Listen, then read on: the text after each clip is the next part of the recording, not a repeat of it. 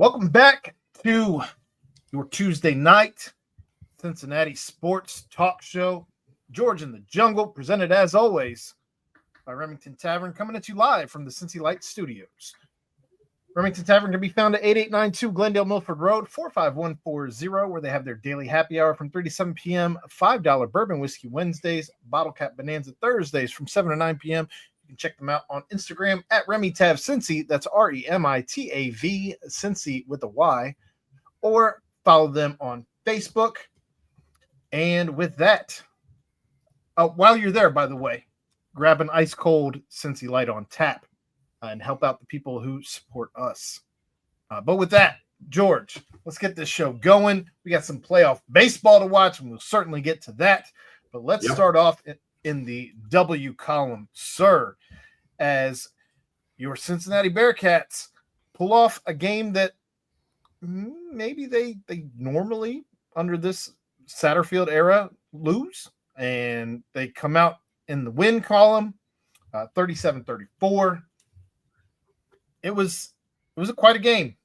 It feels like we've seen this game a lot under this regime, but it never went this way.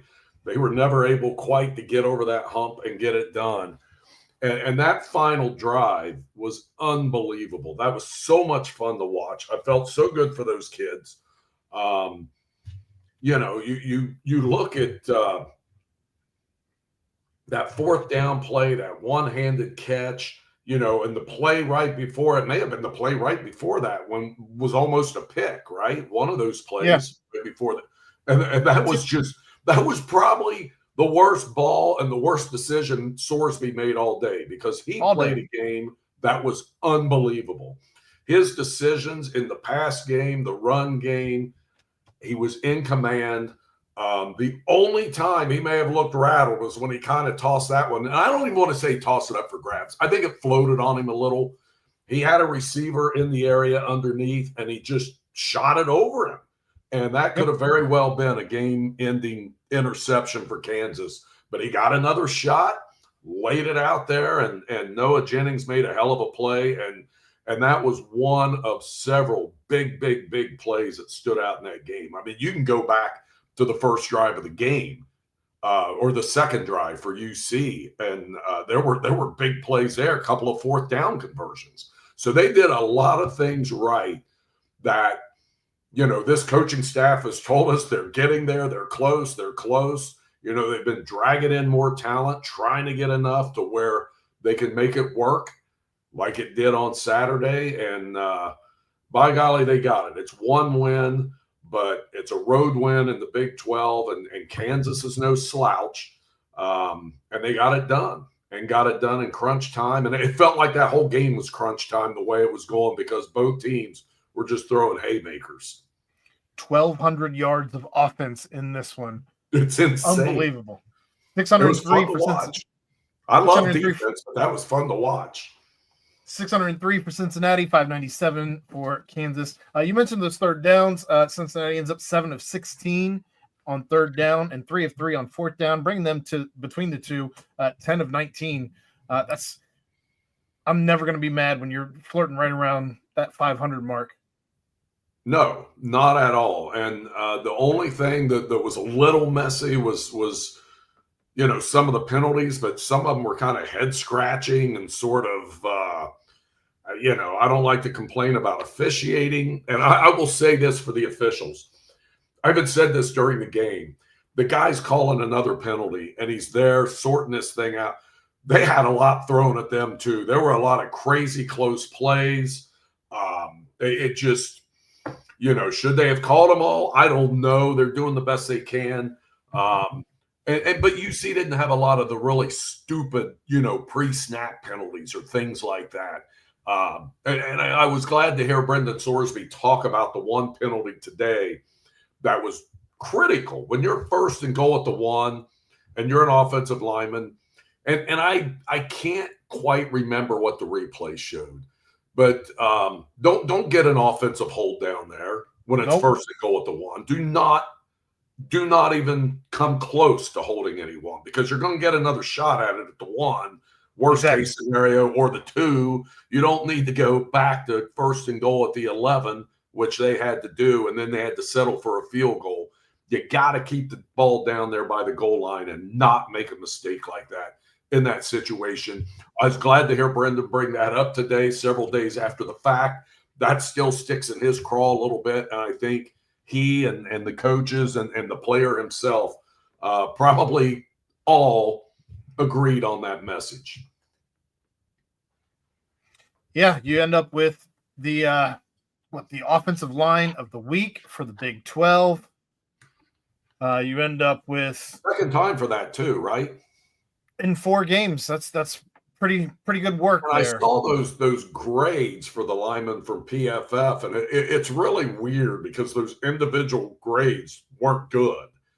But I thought as a unit they did okay. I mean, Kansas has a good pass rush, had 12 sacks coming into this game, got 1 in this game. You give Sorsby credit for that, but Brendan's also the kind of guy that kind of likes to, extend plays and move around, and that makes you vulnerable, just like we've seen with the Bengals quarterback. So sometimes that makes it tough on your offensive linemen to hold those blocks that long. But I thought they did a pretty damn good job myself. And when you run for the yards they ran for, I forget what it was in total, 215, I think. 215. So, come on. That's a pretty good day. Sorsby good enough for the Big 12 Offensive Player of the Week, and Steven Rusnick as well gets a Special Teams Player of the Week for the Big 12. So all sorts of awards going out when you win a game that kind of became a shootout like this. Yeah, it was so much fun to watch, and the game telecast was good, and the interviews afterwards, that was kind of cool that they had time to do that. And I thought Sorsby did a great job in that interview, jabbing back, and it was just really, it was really a good day for the program, I think, all the way around. Does it fix everything? No. Does it mean they're going to beat Iowa State this week? No. But it was almost like an exhale because they came so close to that kind of win out at Arrowhead Stadium in game 1. And they weren't as clean, I guess, as they were on Saturday. And we'll get to the defense in a minute because that wasn't clean, and they've got to get that fixed. But I just thought the program looked pretty damn good on Saturday on that TNT telecast. Yeah, he was trading barbs with the likes of Takeo Spikes, Victor Cruz, and Champ Bailey. Yeah, and they even got him to do a little salsa. He did good on that. I couldn't have done that. I would have been like, look, guys, I'll do a lot of things, but he played right along and did a really good job with it. I was impressed. Got to see some of that personality of his shine through, and you talk about the telecast, and it's kind of a breath of fresh air to get away from ESPN and find a network that is dedicating everything just to that game. So you got the pregame and you got the postgame that revolved around that game. The halftime show revolved around that game, and not trying to fit that in with a blender of 17 other games simultaneously with people joining in at whatever time they want to try and catch whatever game is going to be aired in their particular region. Instead, you got a network dedicated to one game. And I felt like that should be the standard, not the exception. Yeah. That should be the rule. That felt, it felt big time. I was impressed with it. And, some people have told me that they've caught the games previous to this on that network, and they liked it and thought they were doing a great job. My only complaint, and this was pretty early in the game, and I think because there were so many coming fast and furious, whoever was putting in the little yellow thing for the flags was way behind on a couple of those. It's like, what? But as the game went on, I kind of understood where they were coming from because stuff was happening so quickly. It was tough to keep up with everything. Their finger was probably cramped from all the flags. I know. It sure was last night, and that game we'll get to later. But yeah, there were so many good things. But I'll get the bad out of the way here.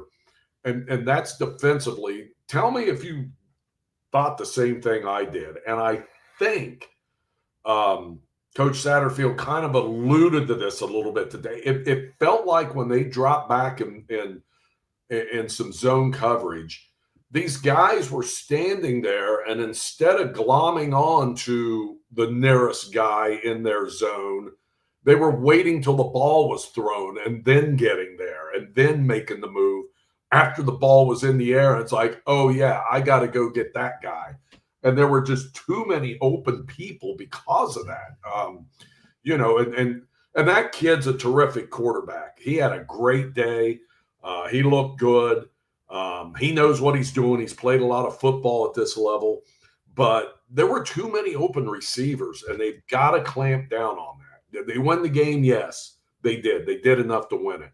But that's going to bite them. And so they've got to fix that. They've got to clean that up. And it's still early enough that they can. I just don't know why it just looked so blatant on Saturday. It really did not look good. One of the things that Coach Satterfield said in his presser today was that you've got to tighten up your coverage. At times, you can, get soft, but you've got to mix it up and match coverages. You've got to align properly. You've got to have great eye control, and that helps your pass defense. I mean, we saw a plethora of things go wrong defensively. We saw the eye control on that first touchdown on the first offensive play for Kansas as they go deep immediately and score in an atrocious drive, truthfully. But then you also saw some blown coverages. You saw Jalen Daniels pretty much just took what Cincinnati's defense gave them, and it continues to be the intermediate stuff that eats you, and then you go right over the top on a blown coverage, and it's there. So I don't know. They've got to figure out how to find more pressure defensively. Obviously, not having Dante Corleone kind of screws up your defensive pressure. Obviously, he's not somebody who's easily replaceable by any stretch, and you've got to figure out whether it's you saw at the end of the game where they mixed some things up and they started moving everybody to the one side to contain Jalen Daniels. That was awesome. That was awesome. I guess the coaches coming up with that scheme. I don't think you need to do something quite that exotic every single time, but you've got to be able to switch things up on the fly. And I thought that was, again, I hate using this phrase, using the same phrases over and over again, but that was a breath of fresh air as well, just to see them do something that tangibly that you could see doing something very, very different, contrary to what they've been doing all game. And I guess I just want to see maybe some more additional pressure from linebackers on coming in. I don't feel like I saw Golday in the backfield really much at all in this game. So I don't know if he was out in coverage or what the thought process was there. I think they were getting hurt a little bit too on scrambles and stuff, and that's a kid you can't let out of the pocket. And I think they were afraid of guys getting too far up the field, and they were only bringing like 3 guys a lot. Mm-hmm. And I think that's why. I mean, and it wasn't working for a while. They were getting carved up, and I felt like they needed to come up with a way to find a little more pressure on that guy without letting him get out of the pocket and take off. And I think they were searching for ways to do that. I think that's why it looked the way it did. I think they were racking their brains coming up with ways to be able to get pressure, but not give him a lane where he gets out of there, and that dude can hurt you with his feet too. And it took a while for them to kind of get all that sorted out. I don't know if they ever got it sorted out to their satisfaction, but I think that played into it. Not to make an excuse, but you can't just go charging in there when you got a kid like that can take off on you. Now, defensively, they did manage to create a turnover, and that was something that we'd been begging for. Now, it wasn't an interception, but it was Antoine Peak doing what Antoine Peak does best and punching a ball free in a very key moment at the goal line where Kansas could have potentially gone, and I mean, it could have been a massive, massive score for them. It would have been a 2-score game, and that was a huge play. That's one of the big plays that stands out. And that kid is playing more and more, and thankfully he is, because he's a playmaker. There may be something here or there that maybe he doesn't do as well as somebody else, but when you add in totality, his sum is always really, really good of what he does in a football game and the impact he has on it. And to me, you look at Corleone's a playmaker, Golday's a playmaker, Peak's a playmaker. There's not a whole lot of playmakers we've seen on this defense. So the ones that you have, you have to have them out there as much as you can. Now, switching gears a little bit, I'll let you have anything else left on this game. I will say this. I was really impressed in that last drive. Obviously the fourth down conversion. Here's a sneaky play, and I think Coach Satterfield may have talked about it today. I'm sure he did, because I think Walker talked about it too. But that's 2nd and 3 with 32 seconds left, and Kansas was playing off. And my kid says, "My God, would you hand it off to Walker here?" And I'm looking at I'm like, "Yeah." And they did, and he busted for 17 yards down to the 2, which that was a great play, a great call, great execution, and that was just a big play in that game. It wasn't a score, but it sure set one up. And you got 32 seconds left and one timeout, and they did. They're like, "We got to take this. We got to take it." And they trusted their kid to make a play, and he did. Well, I'm glad you reeled that back in, because I did also want to mention the fact that I think this was Satterfield's best called game of his career at Cincinnati. It was impressive. You only have, 1 3 and out the entire day. He just felt like he was the only drive I didn't love was when you run the 3 and out that you did run. It was run. It was about 3 minutes before halftime, and you ran the ball 3 straight times. I thought that was a chance for you to kind of eat the clock and control the end of the half. Instead of that, he I guess tried to control it. Just 3 straight runs, and you were done. But you did end with the ball back, and the rest is history. But that's the only you see in the game. Yeah, you're right. The offense was clicking, and the play calling was pretty sharp.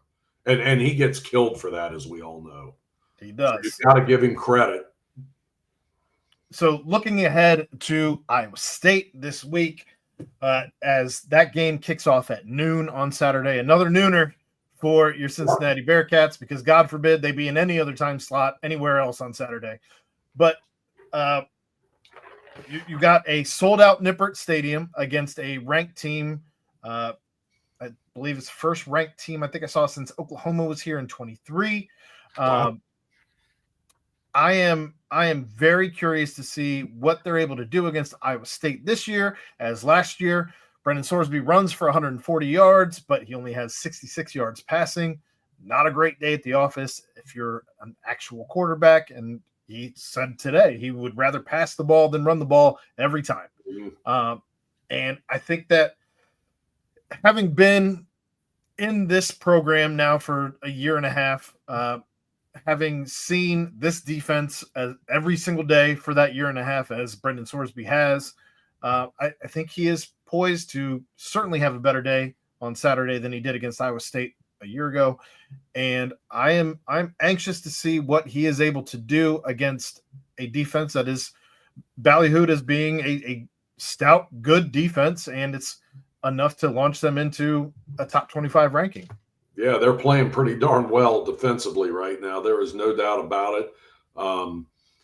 You hope Sorsby keeps this momentum going. He's played really well this year, obviously.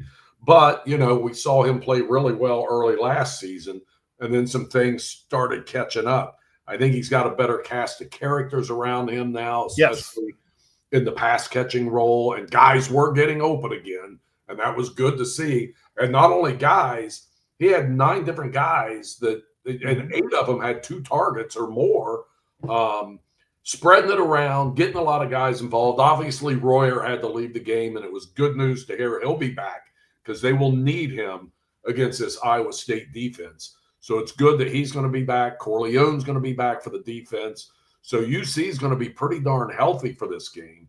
Can they make it work on the ground against this defense, who I think in the Big 12 games is doing really, really well? They've played, what are they in the Big 12? 2-0? They beat Kansas State. They beat Arizona. Was there another one? There might be. They beat Kansas State and they beat Arizona. The other teams on their slate, South Dakota, Iowa, Arkansas State. Oh, yeah, Iowa. I'm thinking of the Iowa game. That was an impressive. As I'm looking at their scores, though, by the way, they've not let anyone score more than 21 this season, and that was the only team they let score 20 or more, and that was Kansas State all the way back on week 1 in Ireland. And you feel like they're going to have to score more than that to win this game. I want them to set the bar at 30 points every single game. Dave has said it on the BCJ pod, and I think that's probably the line, the line of standard that you should set for yourselves if you're the offense here is score 30 and give your defense a chance to do the rest. Yeah, and hopefully they can do that. Hopefully whatever it takes to win, that's what they put up on the board. But I expect a slugfest. I think the odds makers do. I was surprised UC was favored when this line came out. They're still favored. But it is a home game. You get that home crowd. That can mess a little bit with the opponent's offense. However, you're looking at another quarterback that has been there and done that with Rocco Beck, who is, that kid is and Satterfield said today, a winner. That's what he is. He just finds ways to get it done. He doesn't run it like Sorsby does. I think Brendan's a much more effective runner, but he can run and he can extend plays. And I remember at Nippert, he made a couple plays a couple years ago when they were here that and he was a freshman then, maybe a redshirt freshman, but he was impressive then, in his first season of starting at Division I football. So it's going to be another tough test, and the defense really will need to tighten up a little more than what we saw Saturday. But to your point, if the offense can get to 30, you got a good shot to get it done. I'm anxious to see what happens. I think it's great that it's at home. I think that Nippert should be raucous. It should be rowdy. It should be loud. It should be everything that you need it to be. And I don't know that Iowa State.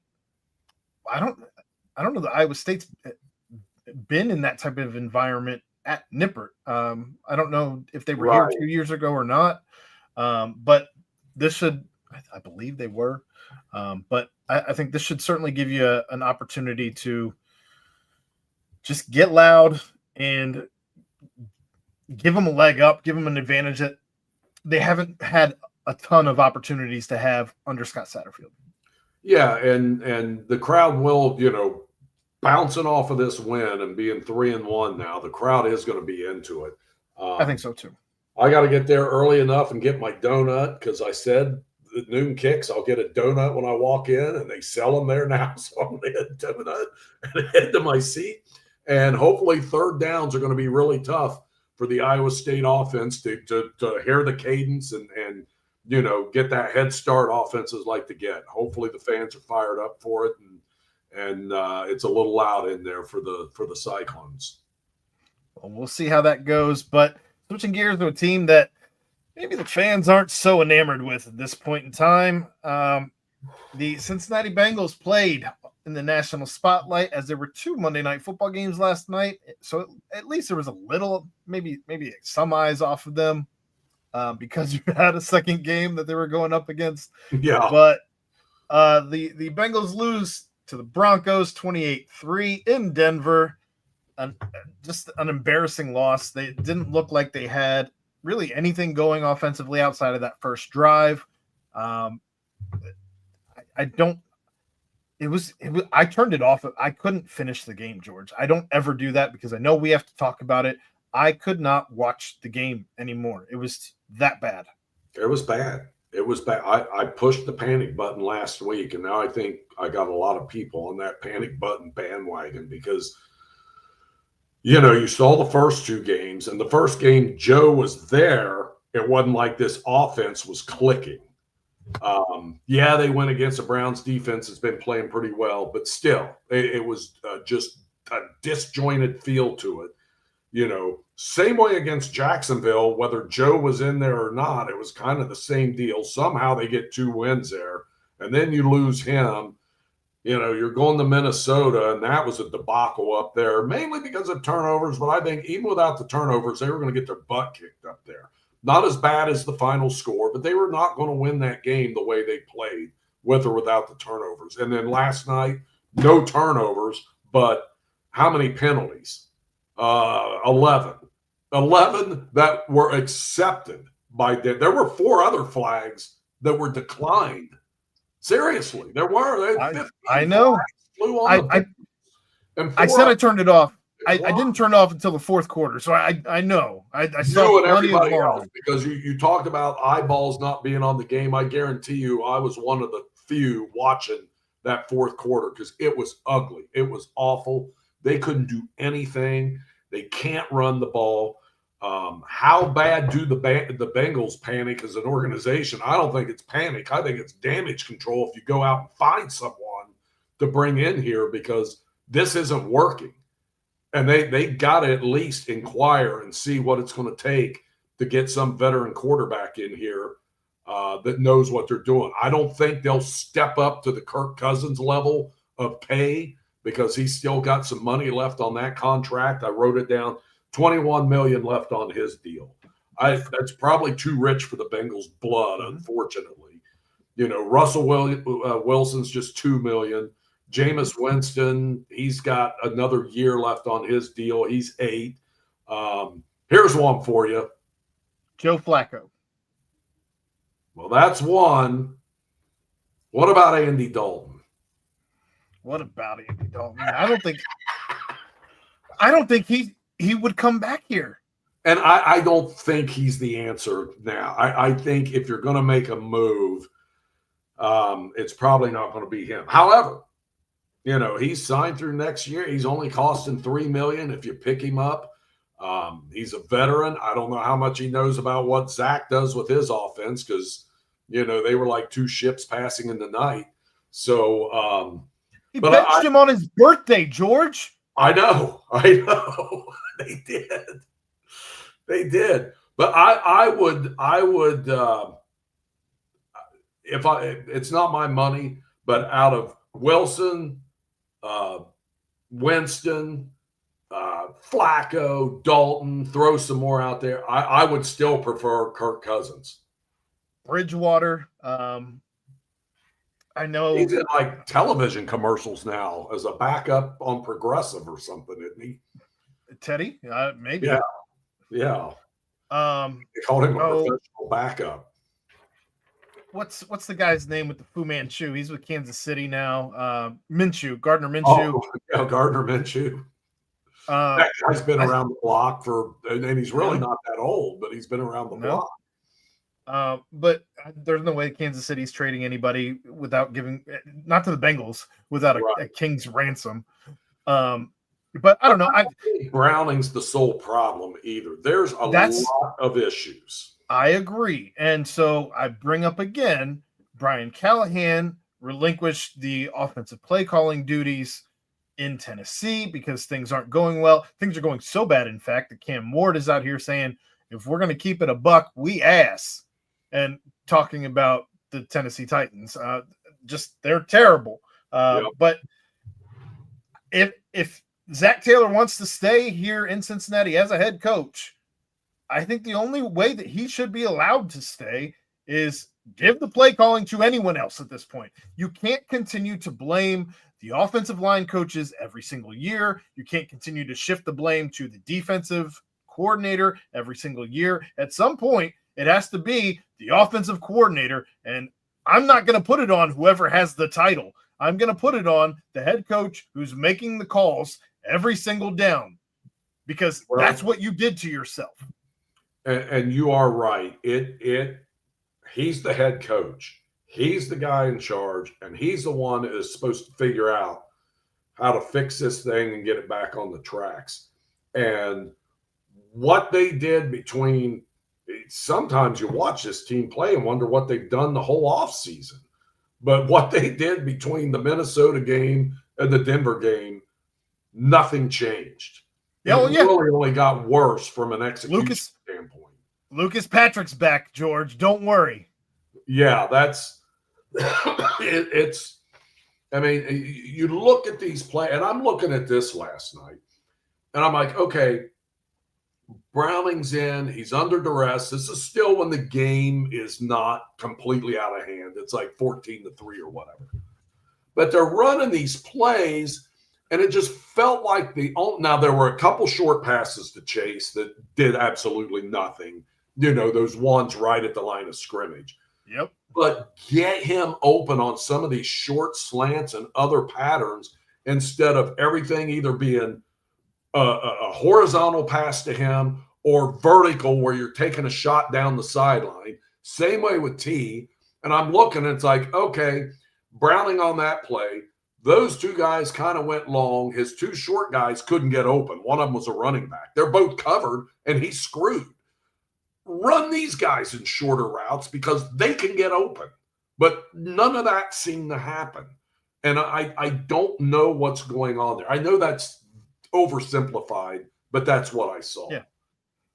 I just, at some point, we have to say enough is enough. And look, Zach Taylor can say all he wants in his post-game pressers about how this is the same offense that got you to the Super Bowl. Well, things have to change. You have to evolve. You can't just be the same offense that got you to the Super Bowl 4 years ago, by the way. You don't just earn all the credit in the entire world for something that happened 4 years ago. You're looking like a guy who has ridden Joe Burrow's coattails the entirety of your career, and now that he's injured again, look, you made the decisions on personnel, you made the decisions on staff, you've made all of these decisions, and if you haven't, then you haven't been the loudest voice in the room, and that's on you too. So I'm done. I'm out on Zach Taylor, at least on play calling. If not, get out. It's reaching that point. I mean, we're seeing what it is, and if this thing doesn't turn around, and I don't see it turning around, I just don't. I agree. I've seen enough out of these 4 games where I feel like, and they can bring in another quarterback. Maybe that'll help a little bit. But this isn't just that. I mean, the defense isn't getting it done. Everyone wanted to run Lou out of town. We ran Lou out of town. That's fine and dandy. You bring in Al Golden. But, you got to have the horses to play with. And I don't agree. Jerry Jones said something interesting that I think applies to the Bengals when he was talking Sunday night about the Micah Parsons trade. And when you have a guy like that, who's a game changer like he is, you got to figure out a way, and I think they should have figured out a way. However, Jerry's response was, look, he's one guy. If you want to win football games, you don't do it with one guy. I got 6 guys back or 5 guys back in that trade that can play. I think I'm better off now. Now, I may argue with that. However, with the Bengals, again, I've said it a million times, you put all that money in 4 guys, and now you can't go out and get other things around them that help. And they knew this was coming because they knew they were going to have that Burrow contract after they drafted him. So once that window closes where you have him on a rookie deal, and now you really start paying him real money, you got to have a foundation around him already that's growing into it, and you have to draft better. And they haven't done – I think they tried to do that, but they whiffed, and they haven't really drafted that well. So here we are. There are other teams winning with a backup quarterback right now, or a second-string quarterback that has been promoted with somebody else being benched. So I don't find that to be the excuse. I understand what you're trying to say, and I credit to Jerry Jones. That's probably all well and true with what he did with Micah Parsons. However, here – you should be in a situation much like, Minnesota, where Carson Wentz goes off, who was a guy that you had here that you brought in to work out before you let him go. There are other guys that you could have brought in here to better the situation. You decided to bring in Des Ridder. You didn't even keep him on your practice squad. Fine. Anything out there right now should have been better than Jake Browning, or it's the play caller, one or the other. I don't know that there can be another truth. Right. And they were comfortable with Jake because of how he played a couple of years ago, but it's obvious they had a better team a couple of years ago. And quite honestly, the defense did a lot of work back then too. Sure. And you look at their playoff run. It wasn't like their offense was tearing it up in those games, in those playoff games. The defense was coming up with big turnovers and, holding the Chiefs to a manageable number where you could come back and beat them like they did. They were doing things like that. You think back to that big play before halftime in that AFC Championship game that Eli Apple of all people made. But they had players who could make, but they made plays that help save games or keep teams off the scoreboard, and they don't do that now. And I don't know if they have the horses to do it. I know I read, our buddy Jeff Hobson writing this story about how well some of the young guys played last night. Well, that's fine and dandy, but that ain't going to get it done this year. Your veterans and your guys you're banking on have to be able to play at a playoff caliber level, and it's just not happening. And some of that, I think, you can point, like, why do offensive linemen come here and not get better, only get worse? Why do they, why can they never have, like, DBs you can count on year in and year out? It just doesn't seem to happen. You're right. It doesn't seem like there's a progression. It Right. seems like a constant regression unless you are a quarterback named Joe Burrow and only named Joe Burrow, or a wide receiver. Yeah, it really does. And you saw, like, the corners miss some critical plays last night and tackles and turned into big plays, and it was over and over and over.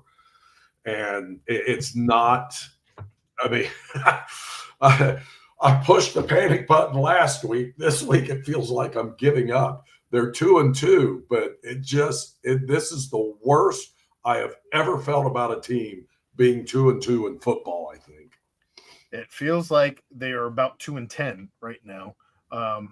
Truthfully, 2-11 on third downs last night, 9 first downs in the game, more penalties than first downs. There's just nothing positive I can pull out of that game. 159 yards of total offense. It's disgusting. I mean, hell, I'm sure Denver had that at the half. They had over 500 yards. My favorite Zach Taylor quote from last night was something around the line of, we went into one of the tougher teams to go play on an away game. Well, Denver was 1-2, man. Come on. Right.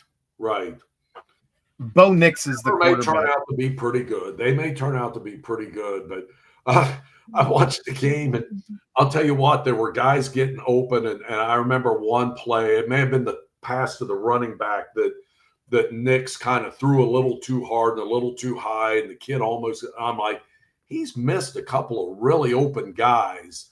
He's not playing real well tonight. And then from then on, he just torched them.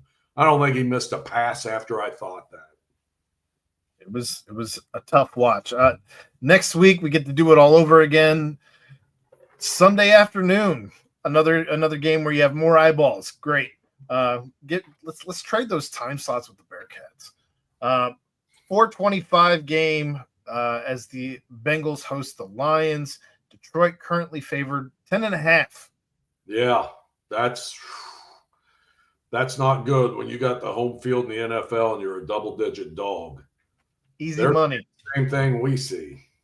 Easy money. You think? I wonder. What's that? You think the Lions will win by more than 10.5? I think I'll be impressed if Cincinnati has more than 200 yards of offense with Jake Browning at the helm the rest of the season.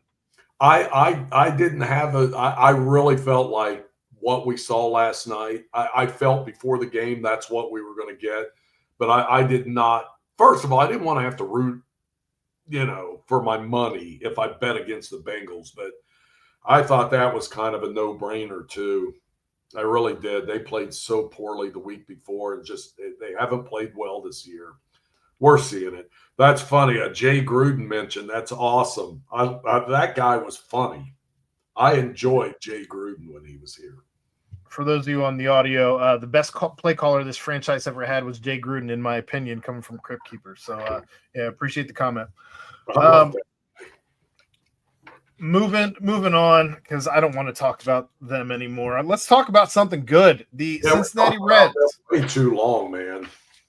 The Cincinnati Reds somehow backed their way into the playoffs, George, as they lose the final game of the season, but still had done enough to that point because the Mets, I don't know, I have not ever seen or witnessed an implosion quite so bad as the Mets.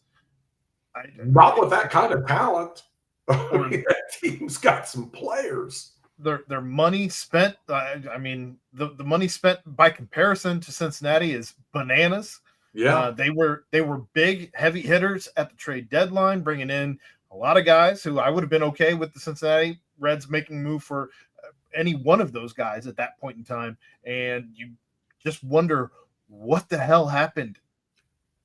That is a mess, man. That's an expensive mess too. I don't know what. Yeah. And Pete Alonso's already.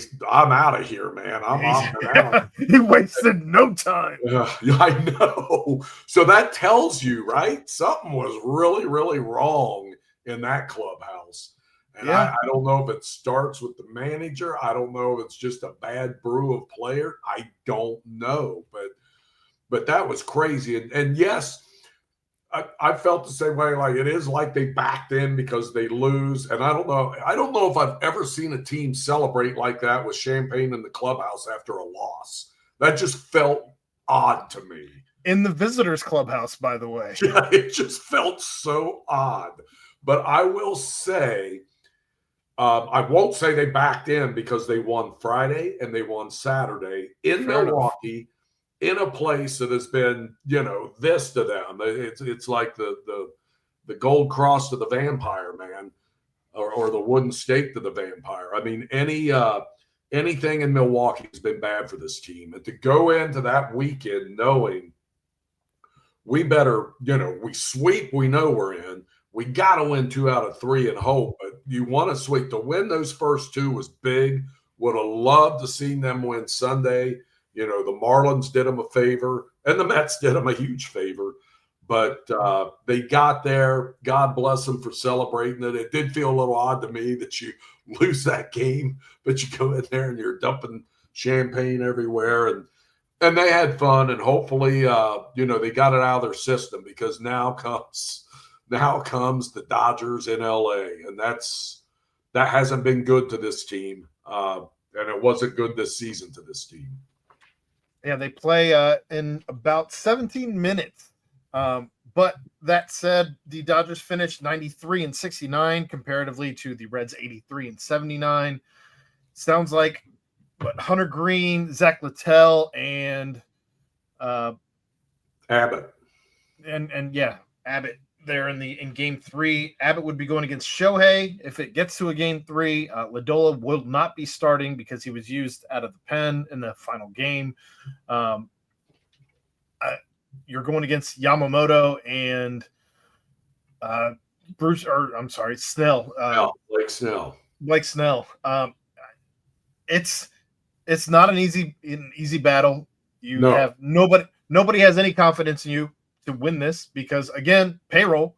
But you finished better than the New York Mets, and if you can get game 1 right, I think things start to feel different. Well, okay. First of all, how keyed up is Hunter Green going to be tonight? Going back to his hometown and starting a playoff game in Dodger Stadium. Mm-hmm. I think, thankfully, he's been around a while, so it probably won't be, one of those 2 big things, but he's going to be juiced up. I hope he has one of his better games like he had a couple games ago, because they're going to need it, because this is a lineup half. It won't be any bigger of a game for him than it is for Yamamoto. This is Yamamoto's first year in the league. Yeah, but he grew up in Japan. He doesn't know what any of this crap is. He's just going to walk out there and throw. And I don't know. I just think it's going to be big for Hunter being home. And I hope it's not, I hope it doesn't think too much about it. I don't think he will. Like I said, he's been around long enough. I think that can go either way, I guess, is my point. It can, but I hope he's not too keyed up, because he doesn't have to be too keyed up. He can look like he's tossing the ball and it goes 100 miles an hour. He doesn't need any extra adrenaline to throw fastballs, but he does need to keep control of his pitches. What plays in your favor is, traditionally, Ellie De La Cruz plays really well in LA. And I feel like he's been showing some signs of breaking out of this funk. He's trending up. Yes, he's looking like Ellie again. Thank goodness. And hopefully he explodes in this series.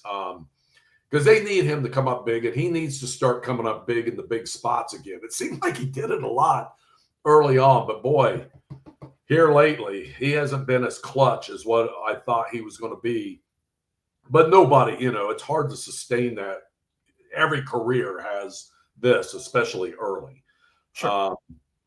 But it's going to be interesting to see. I'm keyed up to watch it. I'm fired up to see the Reds playing baseball and in October. That means something. And in Dodger Stadium against this team, what an opportunity, because the Dodgers are loaded, but the Reds can pull it off. I was a little surprised, and you tell me if you are, about – I know Lodolo did pitch on Sunday in relief. He didn't pitch a whole lot. I was down there in that game they yanked him out of. That was last Thursday when the groin kind of popped up. But I didn't think Zach Littell would be starting in this series. I was surprised he was in game 2 announced, because here's my issue. Say they don't win tonight.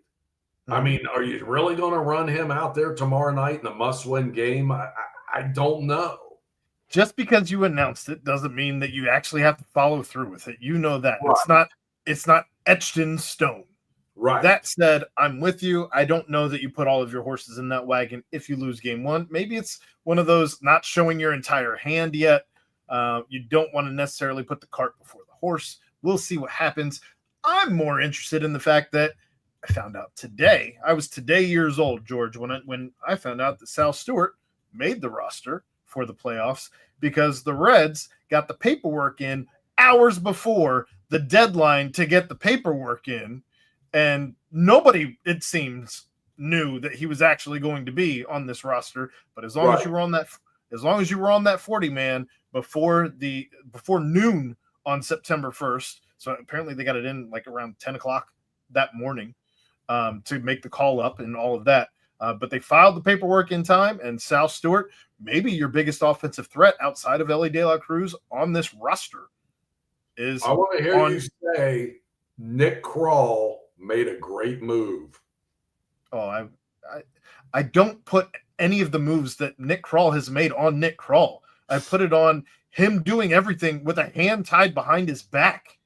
Well, it was a smart move, and thankfully they were thinking that way. They should have been. I mean, why wouldn't you? It's their business. That should be a no-brainer. So honestly, I shouldn't be sitting here saying, "Hey, great job, you did your job." They should have been on that, and that's how it should have been. And thankfully it is that way. But yeah, nobody even talked about that or said whether he was going to be eligible or able to play. And that's the first I heard of it too. And it's definitely was the right move. And hopefully he can keep mashing the ball. Or even given the opportunity. I'm very curious to see what Tito does when presented with a situation where you either run McLean out late in the game, or do you make the move to bring in the kid? I think he'll make the move. I'm very curious to see what happens, because McLean is really struggling again too. Yeah. Way too many strikeouts, way too many.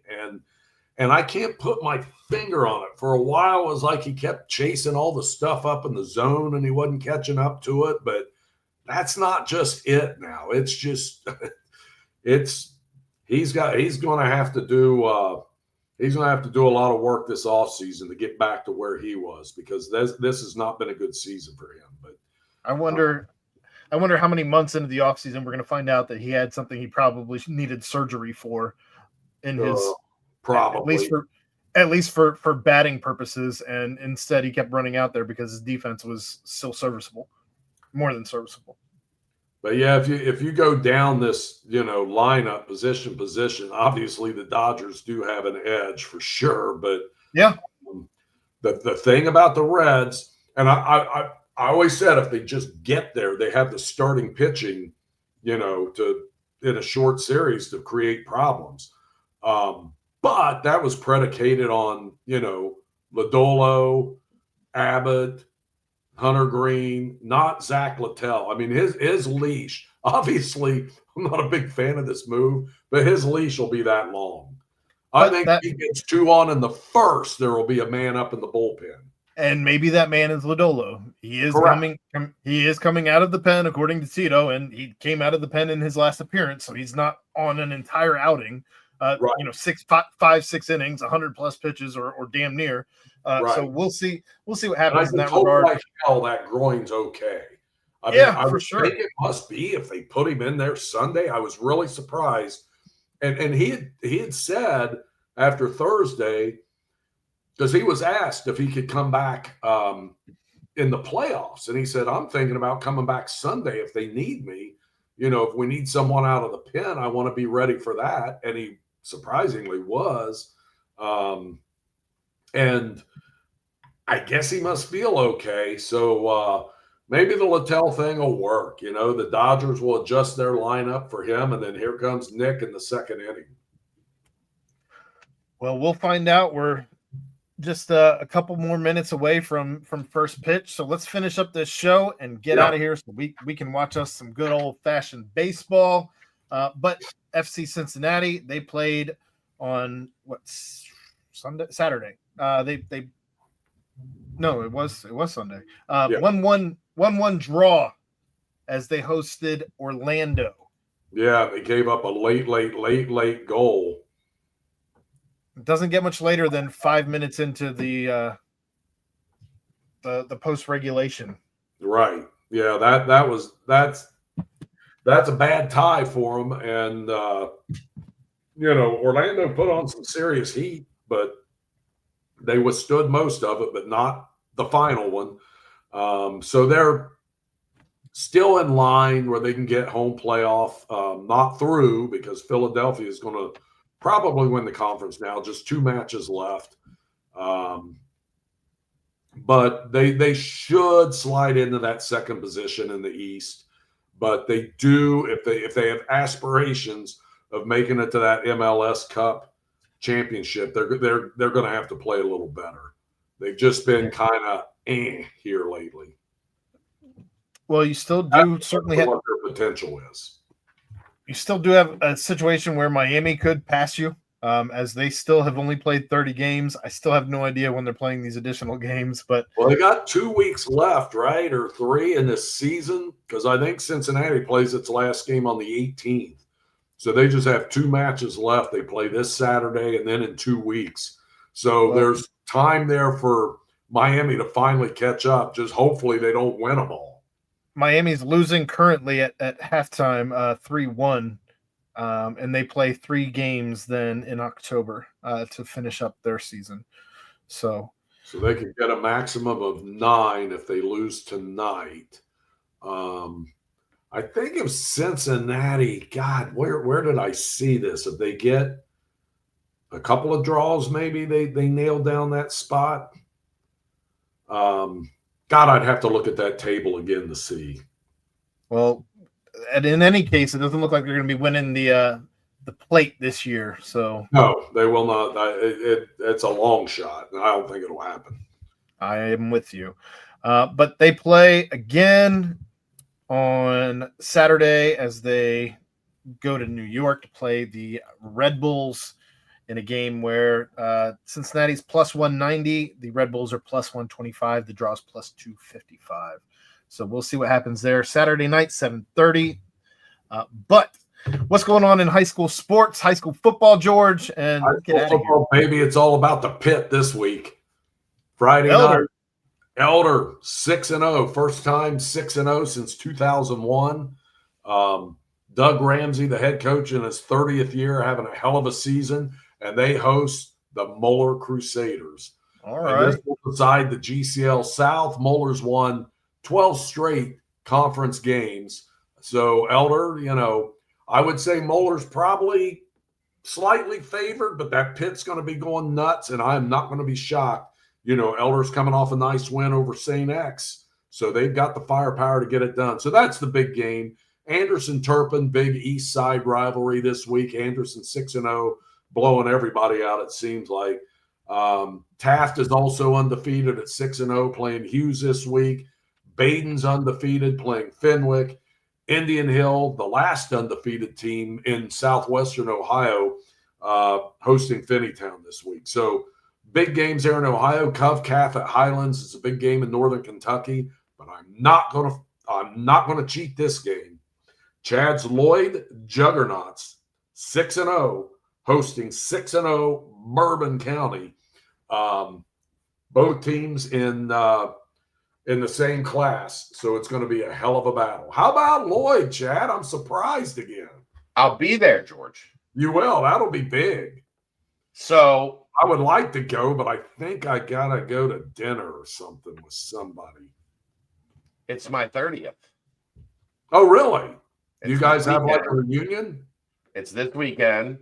I probably won't be able to make the thing on Saturday, but everybody's going to the football game on Friday. Oh, that'll be a ball. So I think I'm going to be able to make that. Yeah. So I will be in E-Town hanging with the 1995 class at Lloyd Memorial High School. That'll be fun. How about that? 6-0. What a big game. Should be a good one. Yep. Bourbon County is no slouch. They're always good. Yeah, they are. Athletes down there. They They're really they were a baseball powerhouse, right? Yeah. Them in Harrison They've been County. pretty good. And I think they're right down there in Paris too, right? Yeah. Like Paris High School's there, and then Bourbon County's like a mile away. Yeah. Weird. And it's our type of place, George. Yes, it is. Bourbon County, like we should both be from I know. Bourbon County, no doubt about it. I've always loved that. there. Bourbon County. Yeah, and there's a nice golf course right down there by that high school too that I like to play. Down in good old Payre, Kentucky. All right. Well, to all those who celebrate, a happy Cincinnati Reds playoff day to you and yours, because who knows when this is going to come around again. Enjoy it, soak it up, regardless of what happens. But for George Vogel, I'm Aaron Smith. This has been another episode of George in the Jungle. Thanks to Remington Tavern and to Cincy Light for sponsoring our little show. Remington Tavern can be found at 8892 Glendale Milford Road, 45140, where they have their daily happy hour from 3 to 7 p.m., $5 bourbon whiskey Wednesdays, bottle cap bonanza Thursdays from 7 to 9 p.m. Check them out on Instagram at RemyTavCincy or follow them on Facebook. But we'll be back here at 9 o'clock on a regular time next week, as long as there's no playoff games that would make us switch the time otherwise.